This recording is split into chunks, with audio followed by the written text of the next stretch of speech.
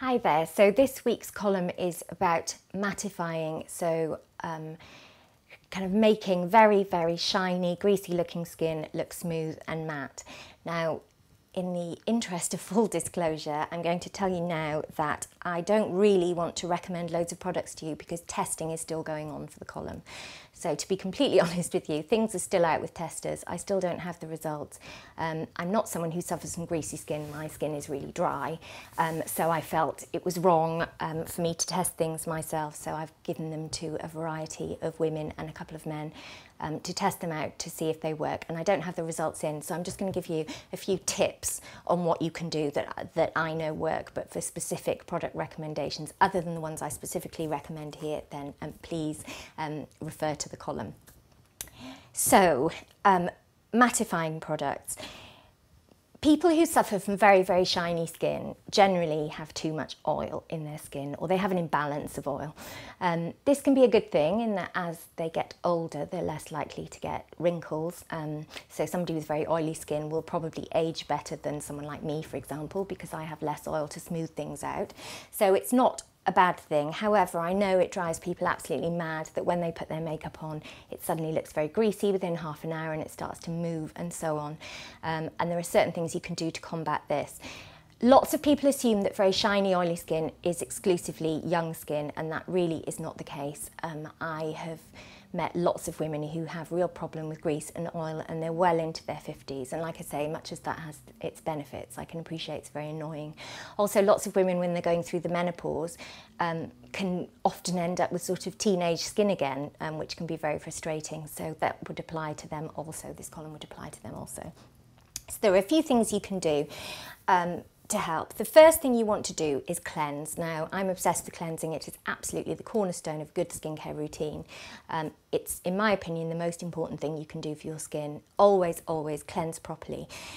When it comes to oily skin, I think cleansing is fraught with danger because so many products on the market for oily skin dry out your skin too much and are really harsh and astringent on the skin. And what happens then is if you strip away all the oil too vigorously with your cleansing, your skin overcompensates and produces yet more oil because it doesn't have as much oil as it's used to, and you end up with even greasier skin. And apart from anything, if you over cleanse your skin with a very astringent cleanser, then you end up in a situation where your skin is more vulnerable to sun damage and things like that. So you want to really gently cleanse, the same as somebody with dry skin would. There are loads and loads of cleansers for oily skin, but by and large, I recommend using a cleanser that's just suitable for any skin type, that's just very pure, doesn't have many aggravating chemicals and ingredients in and so on. You want something very straightforward. Liz Oil Cleanse and Polish is my favourite. And I certainly know lots of people who really get on with it with their oily skin. Some don't, it's not right for everybody, but I have certainly found it very beneficial in lots of cases. But you can also try a sort of very pure cleansing water. Shiseido do one, but there are lots of them. It's sort of very transparent, gentle, non-alcoholic, make sure there's no alcohol in it, to just sweep away makeup. Please don't use wipes, you're just spreading bacteria around your face, you're not cleaning it properly, in my opinion. You just want a nice thin milk, so not greasy. Massage it into your face and remove with a hot cloth is my preferred technique. It gets rid of all the gunk, all the dirt and bacteria and so on, but just and takes away the dead skin cells, but just doesn't aggravate the skin. Is a very gentle way of cleansing. You can also use cleansing oils. Please don't be put off by oils. Cleansing oils can be great on oily skin. It doesn't follow that using oils on your face makes you have greasy skin. It doesn't follow at all. Just make sure you get the right one for your skin type. So after cleansing, I recommend a serum. At this point, it's quite a good idea to get a mattifying serum, so one that's specifically designed for that skin type. Aromatherapy Associates have done one, mattifying skin serum. Lots and lots of natural ingredients in there, nothing nasty, nothing aggravating. Because oily skin can be really sensitive, people assume it's very hardy, but often it's not. Go to a serum, and you can also get a serum with a property in it to address any of your other concerns, because it's perfectly feasible that you might have oily skin, but you might have hyperpigmentation. That's totally fine.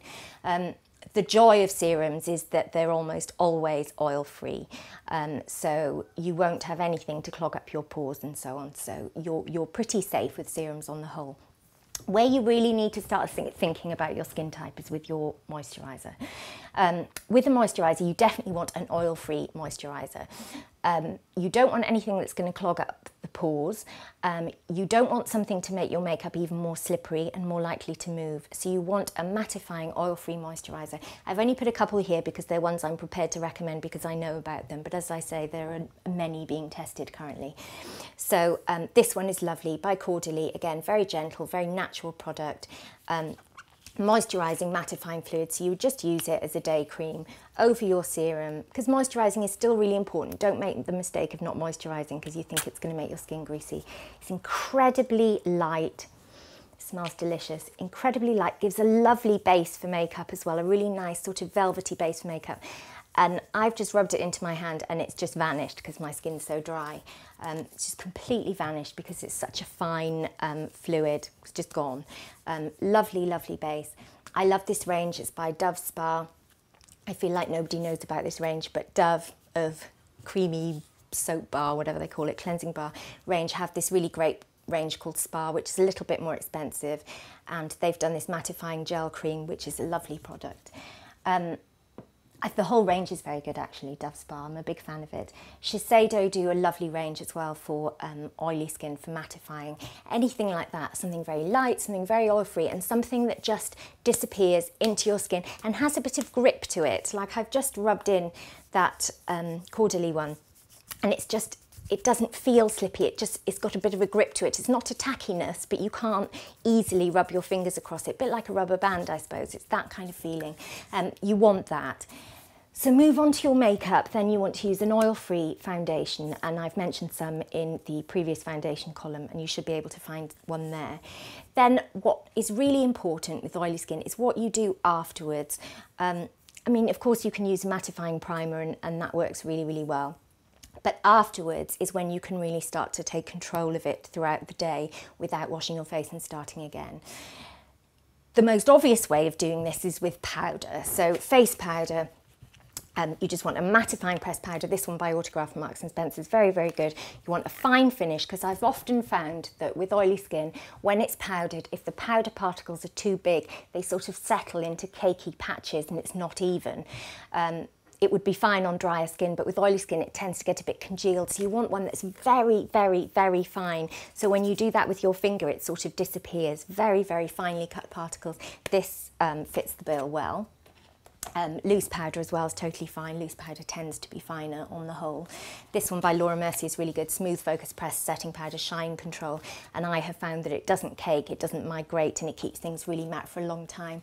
Like it or not, if you're someone with very oily skin, you are going to have to touch up your powder probably once during the day if it's a good one, more if it's not such a good one. If you don't want to go the powder route, and I know lots of young women don't like the idea of powder, I love it, but I understand the resistance. This is a brilliant product that I've used on loads of women. It's Laura Mercier Secret Finish, and it comes in a couple of different formulations. The normal one's great for kind of normal and dry skins. This one's the mattifying one. And what it does, it's really smart. It's completely invisible and colourless. When you've got all your makeup on, see, it comes out like a gel. The other one doesn't, the other one's a cream. It comes out like a gel, and you need a tiny amount in. It's a silicone, basically.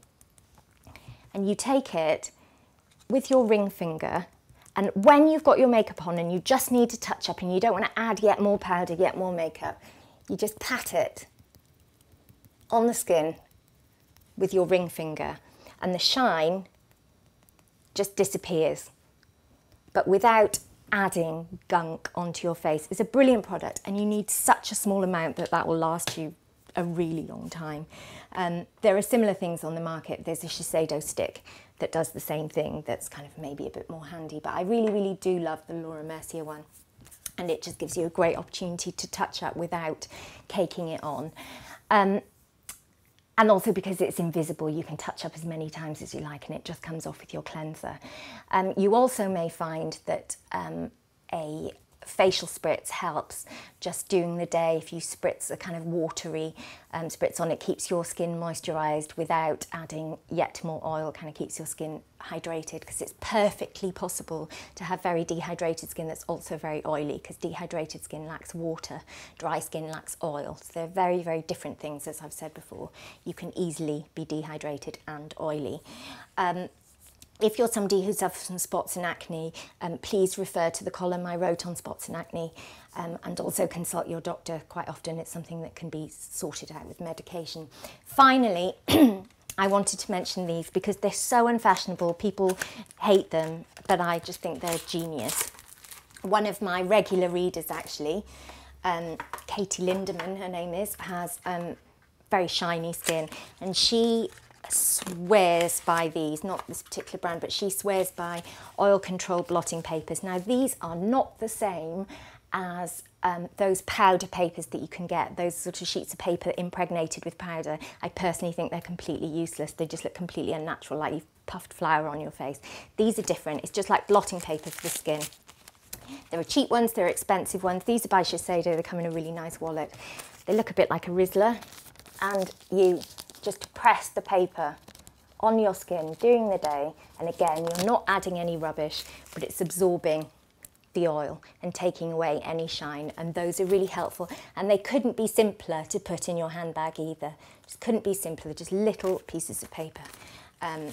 And they last for ages because you tend to get loads, and they're really hygienic too because you can just bung them in the bin after you've finished and you're not spreading bacteria with applicators and so on. I really recommend those. They're deeply unfashionable, but I think they work brilliantly.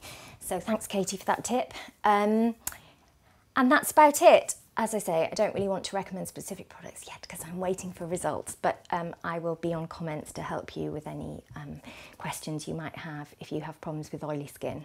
And also do check out the foundation video, the most recent one, because there are a number of oil-free foundations there.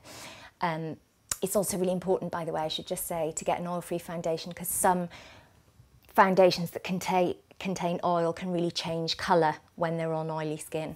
So you want an oil-free one that's not going to do that, because it's important that your colour stays true and you don't end up, you know, looking like Peter Andre or something. Okay, so I'll see you on comments. Hopefully that's of help to you, but I look forward to helping you more there. Thanks very much. Bye.